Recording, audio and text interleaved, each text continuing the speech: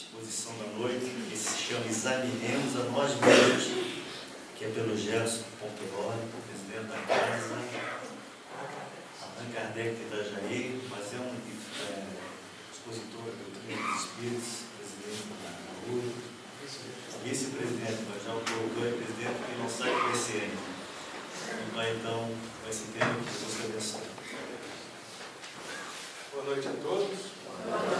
Que Jesus nos envolva em paz e harmonia, nos permitindo compreender a mensagem que a doutrina espírita nos oferece na noite de hoje, que é justamente a proposta de examinarmos, ou que examinemos a nós mesmos.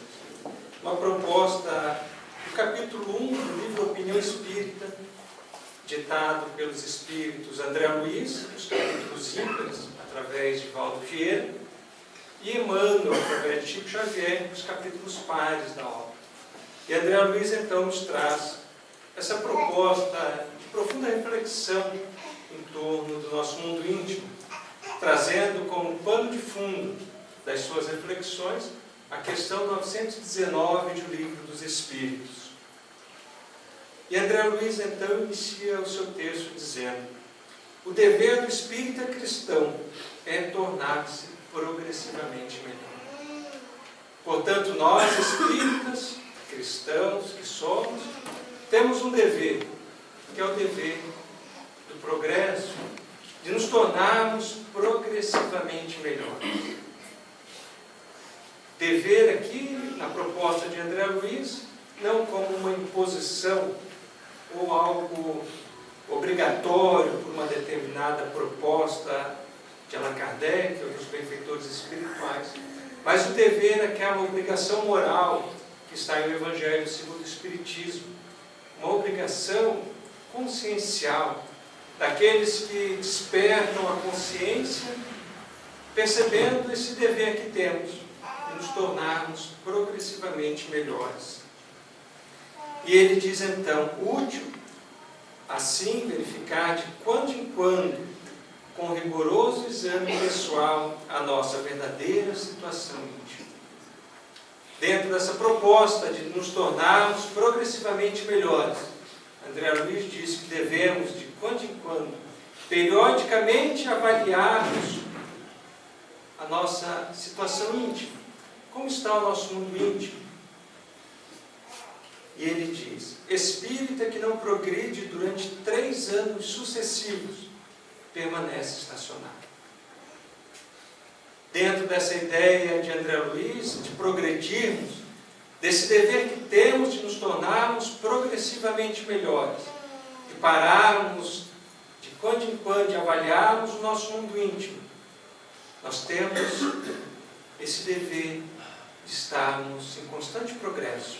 Se não progredirmos durante 3 anos sucessivos, estacionamos na nossa reencarnação.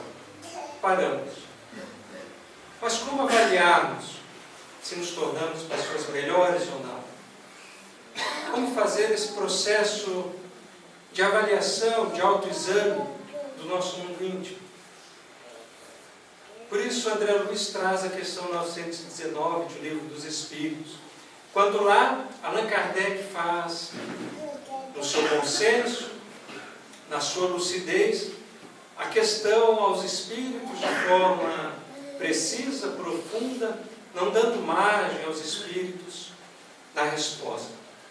Quando Allan Kardec pergunta qual o meio prático mais eficaz que tem o homem de se melhorar nesta vida e de resistir à atração do mal. Vejamos que Allan Kardec é pontual no seu questionamento. O meio prático, ou seja, que seja possível colocar em prática, nos permitindo vivenciar, exercitar esse meio. E que, através dessa prática, desse exercício, nos permita alcançar a máxima eficácia, nos possibilitando, então, melhorarmos nesta vida. Ou seja, que possibilite nos tornarmos pessoas melhores, ao mesmo tempo que nos permita resistir à atração do mal. Qual é esse meio prático? mais eficaz que tem homens melhorar nesta vida e resistir à atração do mal? Os Espíritos dizem: o sábio da antiguidade vos disse: conhece-te a ti mesmo. A grande maioria de nós já conhece essa resposta. E Allan Kardec então vai além. Reconhecemos a sabedoria desta máxima, mas aí reside a grande dificuldade, que é a de conhecer a si mesmo. Como fazer? Então a Pleiade do Espírito de Verdade convida o Espírito de Agostinho para trazer a resposta a Allan Kardec. E abrindo um parênteses para a biografia de Agostinho, aquele que seria depois conhecido na Igreja Romana como Santo Agostinho, nós vamos encontrar na sua própria obra Confissões, onde ele relata a sua vida devassa, uma vida desregrada, voltada à boemia, às sensações, aos prazeres. De outro lado, vamos encontrar a sua mãe Mônica, também elevada à condição de santa pela Igreja Romana, orando diariamente para que Jesus pudesse interceder junto ao seu filho, para que ele pudesse compreender a proposta do seu Evangelho. Até que Agostinho, passando por essa vida devassa, encontra na Basílica ou na Catedral de Milão Ambrósio, o bispo Ambrósio, falando a respeito da proposta de Jesus. E Agostinho então encanta-se com aquela proposta, modifica a sua conduta, renova o seu proceder e torna-se o maior cristão da Igreja nascente no século IV, revolucionando e trazendo a proposta, a essência da proposta de Jesus, de volta ao seio da Igreja organizada. E esse espírito, então, que de uma vida devassa, compreende o valor da proposta do Evangelho, renova a sua conduta e torna-se o grande expoente do cristianismo nascente, que vem auxiliar a codificação, respondendo a Allan Kardec. E diz Agostinho, então: fazei o que eu fazia quando estava na terra.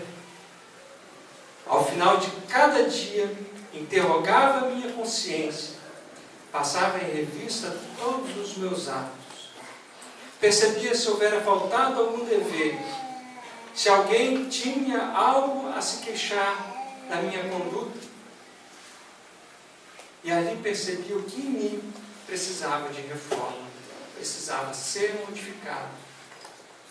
E Agostinho então discorre uma longa resposta de uma página e meia, mas diz Agostinho: percebendo Deus a vontade do homem em renovar-se, ele envia os benfeitores para auxiliar nesse intento. Diz além que o autoconhecimento é a chave do progresso individual. E ele vai caminhando para a conclusão da sua resposta, dizer: formulai questões claras, interrogai-vos de si para convosco, e não temais em multiplicar as questões. Ou seja, devemos interrogar a nossa consciência do que estamos fazendo, qual é o nosso proceder, a nossa conduta, constantemente multiplicando essas questões para alcançar o autoconhecimento, para conhecermos a nós mesmos e percebermos que precisamos modificarmos. Eis o meio prático mais eficaz que temos para melhorar nossa vida, de alcançarmos o estágio de plenitude, de paz de consciência, de tranquilidade. E nesse propósito, André Luiz vem então colaborar, nos trazendo questões claras e precisas, que devemos fazer de nós para conosco, avaliando a verdadeira situação do nosso mundo íntimo, avaliarmos se esse período de 3 anos na doutrina espírita, aqueles que estão há menos tempo, desde que tiveram o primeiro contato com o Espiritismo, se realmente progredimos, se nos tornamos pessoas melhores. E André Luiz então vem contribuir nessa proposta. E ele diz: testa a paciência própria. Como estamos no campo da paciência? Quanto mais impacientes somos, mais situações se nos apresenta a vida para avaliarmos a nossa paciência. Para avaliarmos como lidamos com essa situação. Estás mais calmo, afável e compreensivo? Vamos avaliar nesse período de tempo se nos tornamos pessoas mais calmas, mais afáveis, mais compreensivas em todas as dimensões do nosso dia a dia. No lar, no trânsito, quando somos convidados então a esse trabalho de calma, de paciência, de afabilidade, de compreensão. Naquele motorista desatento que choca-se contra o nosso carro, que nos provoca então esse momento de compreensão da nossa verdadeira situação íntima, quando somos convidados então a um estado de calma, de compreensão, muitas vezes não compreendemos, por mais que ele diga que não nos viu, que evitou, nós nos destemperamos, muitas vezes. Como estamos no trabalho em que estamos situados? Será que conseguimos relacionar-nos com os nossos colegas dentro da calma, da afabilidade, da compreensão das dificuldades alheias, das nossas próprias dificuldades? Como estamos no campo da paciência? Será que progredimos? Será que nos tornamos pessoas melhores? Inquire as tuas relações na experiência doméstica. E André Luiz nos convida então para compreendermos o nosso lar. Conquistaste mais alto clima de paz dentro de casa? Como está o nosso lar hoje? Com a compreensão que temos hoje da doutrina espírita, de que os arranjos familiares, os redutos domésticos em que estamos inseridos são exatamente aqueles que necessitamos para nosso crescimento, nosso progresso, mas também aqueles companheiros de jornada que precisamos reajustarmos débitos do passado, repararmos equívocos, que houve um planejamento reencarnatório, que escolhemos sim esses companheiros como instrumentos de crescimento, de progresso, e que estamos inseridos ali pela providência divina. Será que nós conseguimos alcançar esse clima de paz? Será que nós somos agentes de paz dentro do nosso lar? Na proposta de André Luiz é preciso avaliarmos a nossa conduta. Será que nós conseguimos agir para pacificar, para harmonizar os entes familiares, através do perdão, da calma, da afabilidade, da compreensão? Ou será que eu estou ainda impondo o meu ponto de vista? Ainda não compreendo as dificuldades do meu companheiro, de um filho, de um pai, de uma mãe? Será que eu sou naquela fala trazida pelo Evangelho segundo o Espiritismo, temido e odiado por aqueles que nos rodeiam no lar?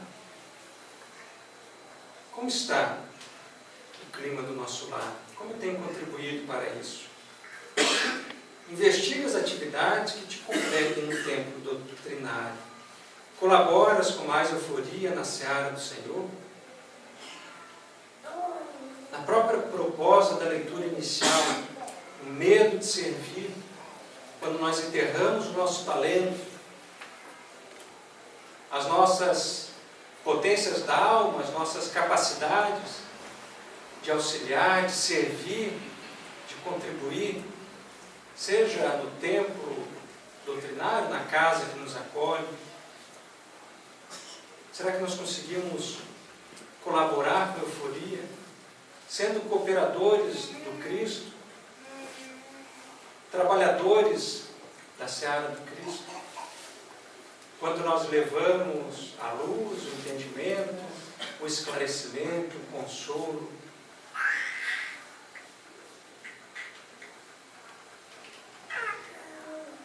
Observa-te nas manifestações perante os amigos. Como nós estamos nesse relacionamento com os nossos amigos? Trazes o Evangelho mais vivo nas atitudes? Vejamos que André Luiz não nos propõe alcançarmos os nossos amigos através do verbo, muitas vezes violentando consciência, querendo que tenham a mesma fé que a nossa. André Luiz vem nos falar do exemplo de levarmos o Evangelho vivo nas atitudes, de vivenciarmos o Evangelho de Jesus, de sermos entre os amigos aqueles portadores das conversações edificantes, uma proposta de otimismo, de esperança. Nos dias atuais, quando estamos todos conectados, ligados pela tecnologia, quando temos milhares e milhares de amigos, seguidores, nas redes sociais, como estamos nos portando nesses espaços? Quando somos convidados a compartilhar, a expressarmos a nossa opinião, será que o que estamos ali reproduzindo reflete o Evangelho de Jesus? Será que são mensagens edificantes, de otimismo, de esperança, de amor, de caridade, de justiça? Ou será que nos perdemos nas nossas colocações? Será que ali está esculpido o Evangelho do Cristo? Ou será que estamos propagando maledicência, preconceito, desânimo, pessimismo? Reflete em tua capacidade de sacrifício.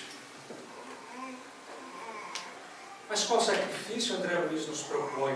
Será aqueles dos cristãos do primeiro tempo, dos primeiros tempos, levados às arenas, levados pelas feras, queimados pelo crime de seguir o Evangelho de Jesus?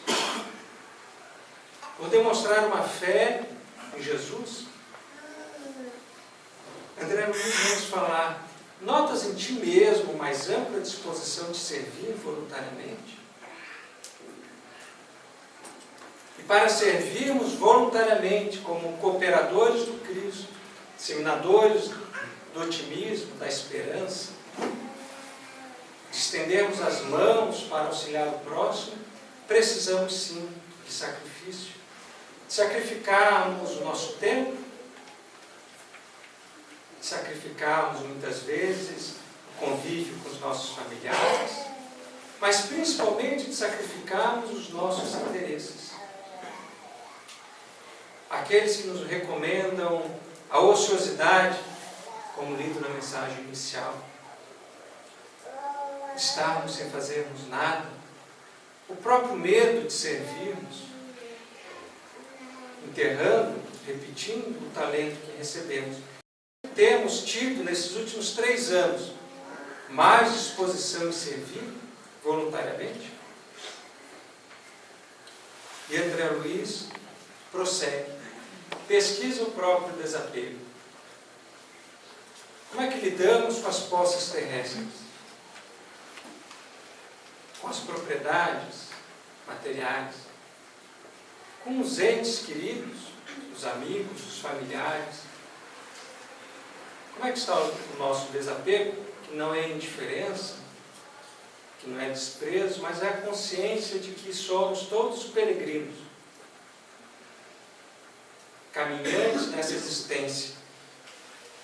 Andas um pouco mais livre do anseio de influência e de posses terrestres? Ou será que eu ainda busco a influência, o destaque, o poder para a satisfação da vaidade, do orgulho, do egoísmo? Como é que nós lidamos com as posses terrestres? Na proposta de Agostinho, não espírito, mas sim na sua encarnação no século IV, trazendo a essência do Evangelho de Jesus para os recantos da igreja, ele vai dizer ao seu tempo que o supérfluo dos ricos é propriedade dos necessitados, porque aquilo que nós retemos e não necessitamos está fazendo falta a alguém. E é justamente o mecanismo divino que nos impulsiona a servirmos voluntariamente, a praticarmos efetivamente a caridade e a exercitarmos o nosso desapego. E muitas vezes somos apegados a pequenas coisas. Devemos fazer essa avaliação do nosso mundo íntimo. Se nós somos apegados a pequenas coisas, quem dirá as grandes? Aquelas que consideramos grandes. Carlos Torres Pastorini, no livro Impermanência e Imortalidade, ele, espírito, para aqueles que conhecem, é também autor, quando encarnado, do livro Minutos de Sabedoria, que ao final da sua existência encontra o espiritismo, professa a fé espírita, e quando desencarna vem através de Valdo Pereira Franco trazer essa obra. E ele vai dizer que nós apegamos ao que é ilusório, ao que é impermanente, que é tudo aquilo que é material. A isso estamos apegados. Não conseguimos observar a necessidade que temos de olhar a imortalidade. Essa proposta da permanência espiritual, que é imutável, que é real, que todos nós alcançaremos. E ele continua. Usas mais intensamente os pronomes nós, nosso e nossa, e menos os terminativos eu, meu e minha? Essa proposta de irmos pouco a pouco nos afastando do egoísmo, do eu, do meu, do minha, nos aproximando pouco a pouco do altruísmo, de compreendermos que nada nos pertence. Teus instantes de tristeza ou de cólera surda, às vezes tão conhecidos somente por ti, estão presentemente mais raros? Como estão essas situações, ou aqueles acontecimentos, aqueles fatos que nos entristeciam, que nos revoltavam, que nos inspiravam a ira, a cólera, e que hoje avaliamos de uma outra forma, sobre uma nova ótica, com a doutrina espírita? Aqueles acontecimentos que antes nos entristeciam, hoje já conseguimos superar com maior facilidade, com maior compreensão, e que muitas vezes dissimulávamos a nossa tristeza, a nossa ira, a nossa cólera, e que hoje percebemos que passamos, que superamos esses acontecimentos com maior facilidade. Por mais que as pessoas nos observem, não percebam em nós qualquer modificação, nesses momentos nós conseguimos compreender o quanto nós progredimos, o quanto nós avançamos nesse autoconhecimento. Como nós percebemos em nós aquilo que precisava ser reformado, modificado. Diminuíram-te os pequenos remorsos ocultos no recesso da alma?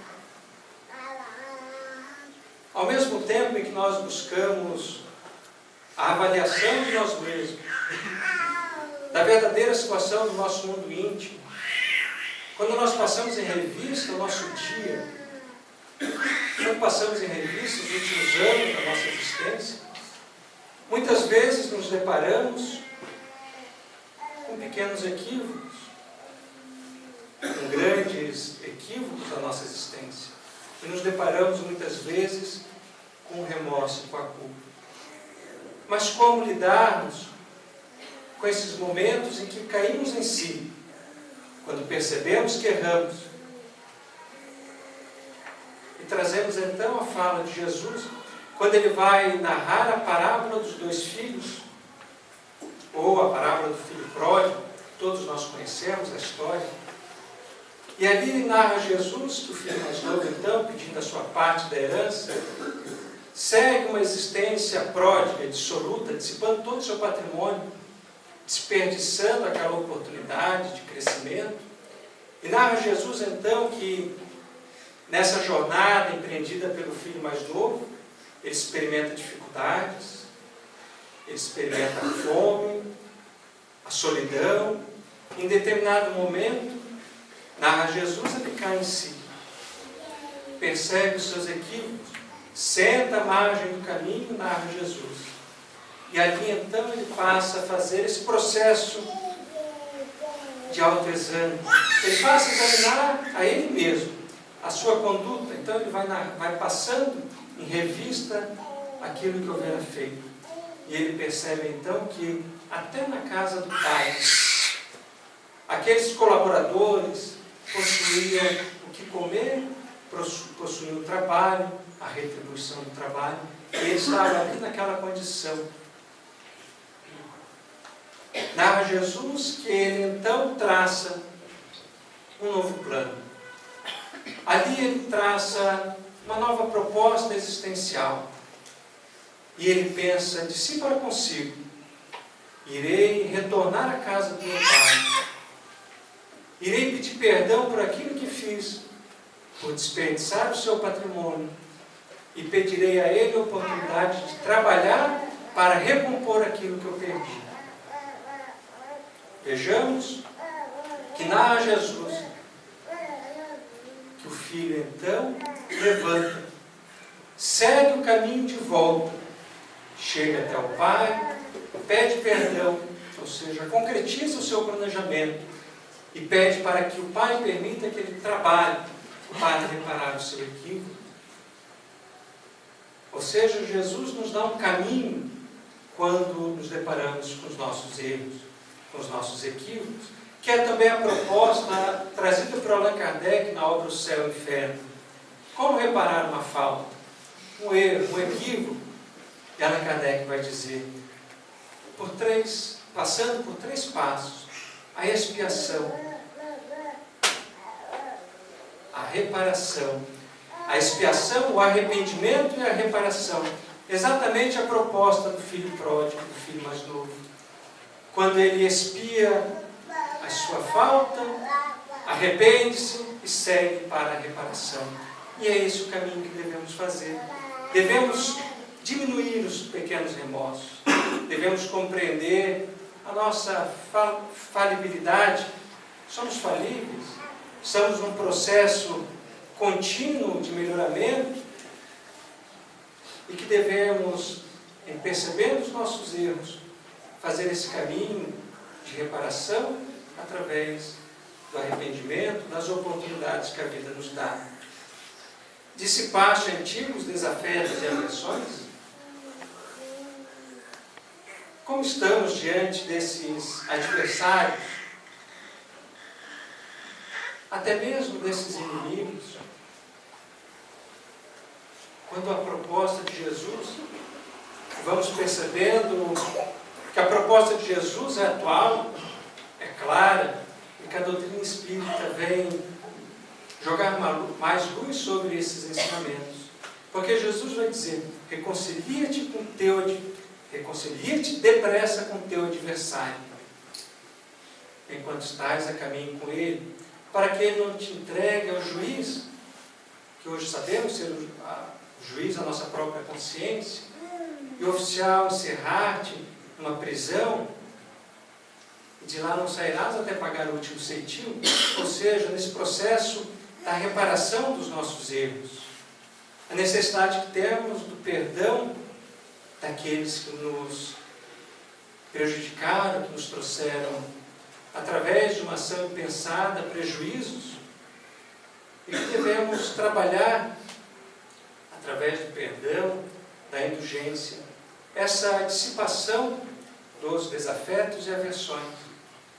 Porque senão diria Jesus, se amarmos somente aqueles que nos amam, que fazemos de especial? E continua André Luiz, superaste os lapsos crônicos de desatenção e negligência? Evidentemente que a doutrina espírita nos traz o despertamento da consciência, o despertamento daquilo que necessitamos realizar, da prática da caridade, do serviço ao próximo, do auxílio constante àqueles que caminham conosco. E esse despertamento nos permite superarmos esses lapsos crônicos que outrora tínhamos de desatenção, de negligência. E passamos então a auxiliar cada vez mais, a sermos mais ativos nesse processo de auxílio. E a proposta de estudo: estudas mais profundamente a doutrina que professas?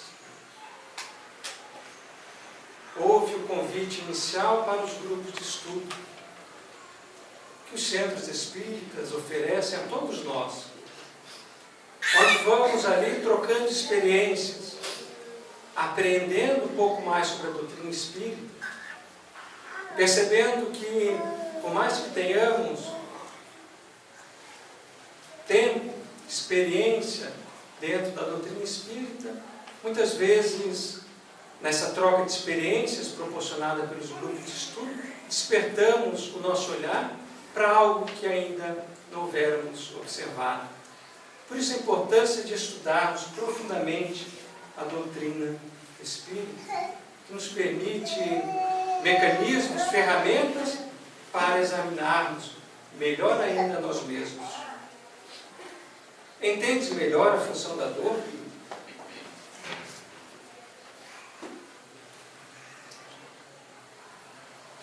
Como lidamos com a dor e o sofrimento? Quando nós alcançamos o conhecimento espírita, nós vamos compreendendo, especialmente quando lemos o capítulo 5 do Evangelho segundo o Espiritismo, que a dor, a aflição, as angústias que nos chegam, ela tem a origem, se não nesta, numa vida passada. E tem origem nas nossas próprias ações, nesta ou numa vida passada. Portanto, quando nós entendemos melhor a função da dor, ela nos permite o progresso, nos permite dobrarmos sobre nós mesmos e avaliarmos a nossa conduta.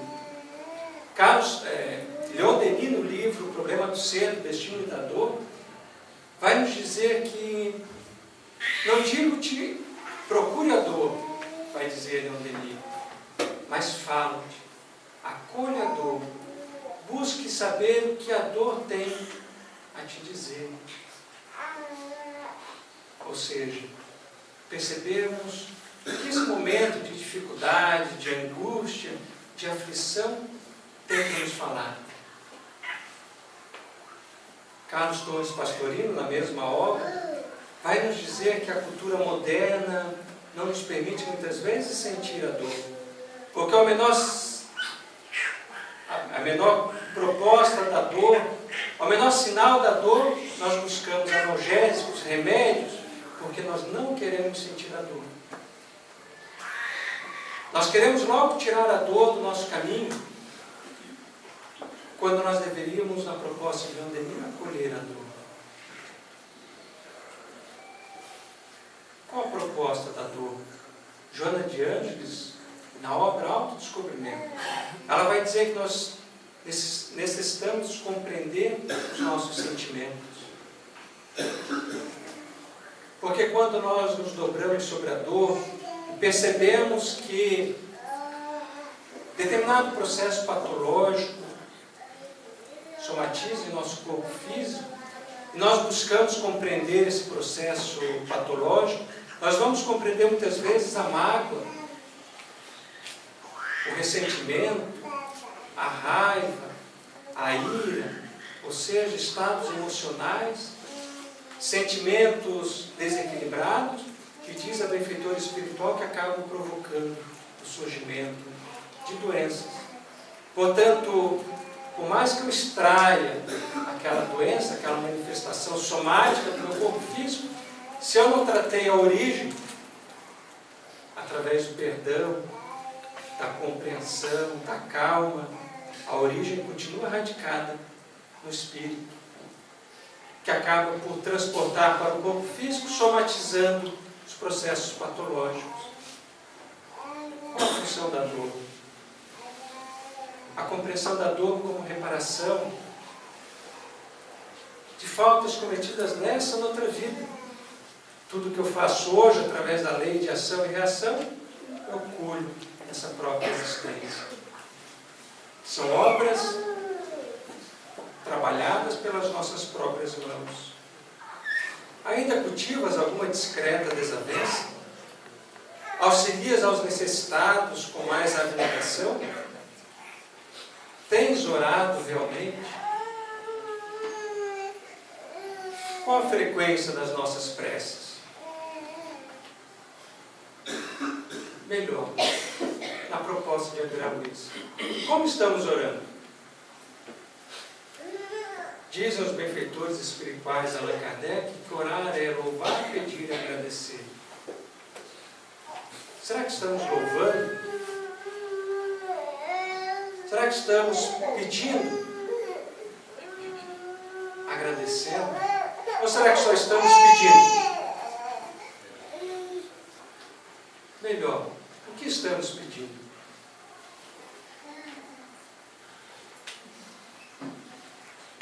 É preciso avaliarmos nessa proposta que André Luiz nos traz, de conhecermos o nosso mundo íntimo, daquilo que estamos pedindo em nossas preces.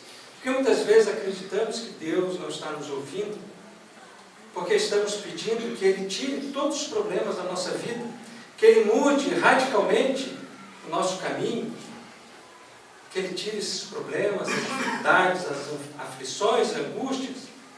E a proposta divina, a providência divina, ou a proposta de Deus, nosso Pai, para cada um de nós, é nos apresentar as dificuldades para que possamos mudar o nosso estado íntimo. Quando pedimos para que Ele tire os problemas criados por nós mesmos, Ele nos apresenta os problemas para que, através da resignação, da fé, do perdão, possamos ali trabalhar o nosso mundo íntimo. E cada um de nós, superando uma dificuldade, pode avaliar que crescemos e que evoluímos através da dificuldade. E vamos perceber que a oração, então, foi atendida. Não da forma que queríamos, mas da forma que necessitávamos para o progresso. Teus ideais evoluíram, tua fé raciocinada consolidou-se com mais segurança, tens o verbo mais indulgente, os braços mais ativos e as mãos mais abençoadoras? O Evangelho é alegria no coração. Estás de fato mais alegre, feliz, intimamente, nesses 3 últimos anos? A alegria de sabermos, de termos a certeza da imortalidade da alma. A alegria de conhecermos um Deus justo, bom. A alegria desse conhecimento espírita. De que sabemos que todo o bem que realizamos hoje ecoará por toda a eternidade, nos permitindo alcançarmos a plenitude. Tudo caminha, tudo evolui. Confiramos o nosso resultado, nosso rendimento individual com Cristo. Sopesa a existência hoje, espontaneamente em regime de paz, para que te não vejas na obrigação de sopesá-la amanhã sob o impacto da dor.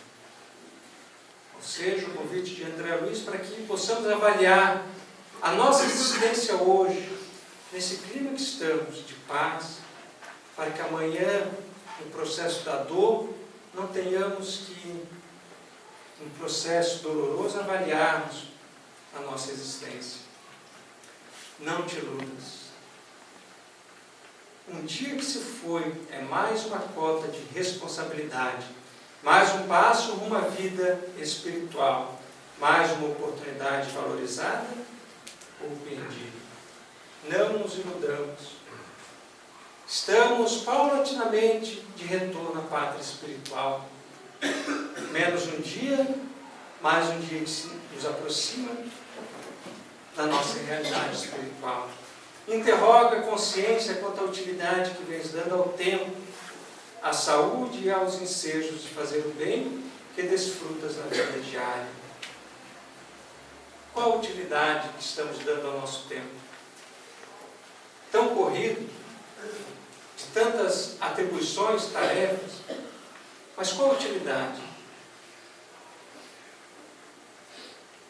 Qual a utilidade que estamos dando à nossa saúde? Qual a utilidade que estamos dando às oportunidades que temos de fazer o bem, de fazermos a caridade, de auxiliarmos todos aqueles que nos chegam, buscando entendimento, buscando às vezes um abraço amigo, um sorriso, um pouco de consolo e de esclarecimento.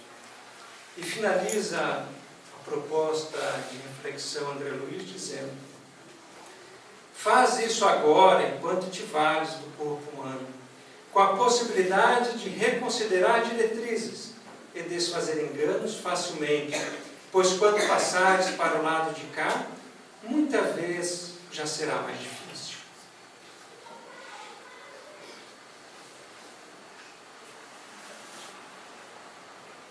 Não percamos tempo, diz André Luiz. Aproveitemos a oportunidade que temos, essa existência, esse corpo, a possibilidade que temos hoje de reconsiderar diretrizes, de avaliarmos o nosso mundo íntimo,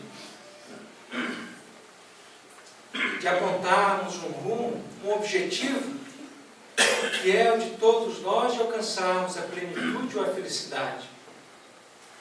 E será que esse objetivo, que cada um de nós traça constantemente, será alcançado com a conduta que estamos tendo? Será que alcançaremos aquele ponto de chegada a partir do que estamos realizando hoje? Desse estado íntimo que nos cerca, que vai dizer Allan Kardec na obra Gênese, que vibra em torno de nós, produzindo um campo de vibrações positivas ou negativas, criado por nós mesmos, pelo nosso mundo íntimo, nossos sentimentos, que nos permite atrair influências positivas ou negativas.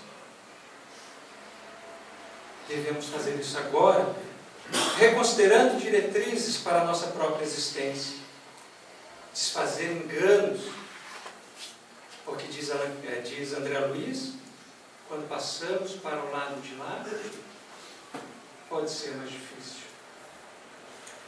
Porque André Luiz vem nos trazer essa contribuição. E pensamos na razão de Agostinho ter sido convidado pelo próprio Cristo a falar a Allan Kardec: fazei o que eu fazia enquanto estive na terra.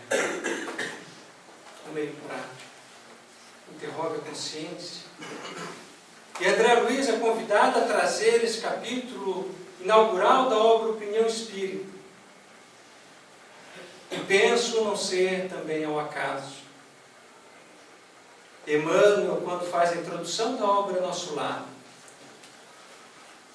ele vai nos dizer: André Luiz, caro amigo leitor, abre o livro da sua alma para contar da sua experiência. Para contar que a sua maior surpresa ao chegar no mundo espiritual foi se deparar frente a frente com a sua própria consciência.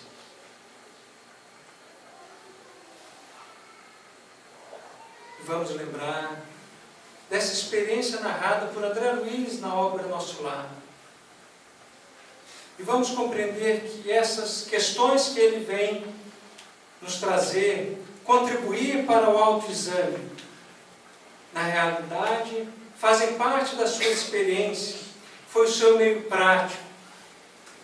Quando ele diz, estás mais calmo, afável e compreensivo, é porque lhe faltou, como vamos perceber na obra Nosso Lar, a calma, a afabilidade, a doçura. Serves voluntariamente, com mais dedicação. Vamos ver André Luiz no seu consultório, cobrando, buscando angariar recursos. Pesquisa o próprio desapego. Vamos encontrar André Luiz apegado à sua condição de médico, de doutor. Vamos perceber o apego de André Luiz aos próprios familiares, no seu desejo intenso de retornar à crosta, o seu desejo de estar ao lado da sua esposa. E lembramos do impacto que teve as novas núpcias, de ver ali um novo homem e ele ser instantaneamente arremessado para o desequilíbrio, para o umbral. Quando André Luiz nos faz essas interrogações, ele fala da sua própria vida, da sua própria experiência. Tens orado realmente? Pergunta André Luiz. Um espírito forjado na dor e no sofrimento, que entendeu a necessidade de progredir e encontrou na prece, após 8 anos se debatendo no umbral, a grande luz a guiar o seu caminho. Temos orado realmente? Foi através da oração que André Luiz encontrou o auxílio. Quando as mãos dos benfeitores espirituais puderam ser estendidas, porque ele mudou o seu campo mental. Porque ele percebeu a necessidade de progredir. Porque ele precisou dobrar-se sobre si mesmo para ver aquilo que ele houvera feito de errado. Façamos isso agora, percorrendo o nosso mundo íntimo, avaliando ao final de cada dia como estamos, se progredimos ou não, para despertarmos no novo dia como estamos hoje, recebendo da providência divina o nosso maior presente, a oportunidade de reconsiderar diretrizes, de fazermos o bem, de vivenciarmos o Evangelho de Jesus. Agradecendo a casa pelo convite, a oportunidade de trazer um pouco da doutrina espírita, agradecendo também pela atenção, pela paciência, pelo carinho de todos, rogando a Jesus que nos permita a renovação, que nos permita o auxílio dos benfeitores nessa tarefa que cada um de nós traz, que é o autoconhecimento, que é a grande proposta da transformação moral. Muito obrigado.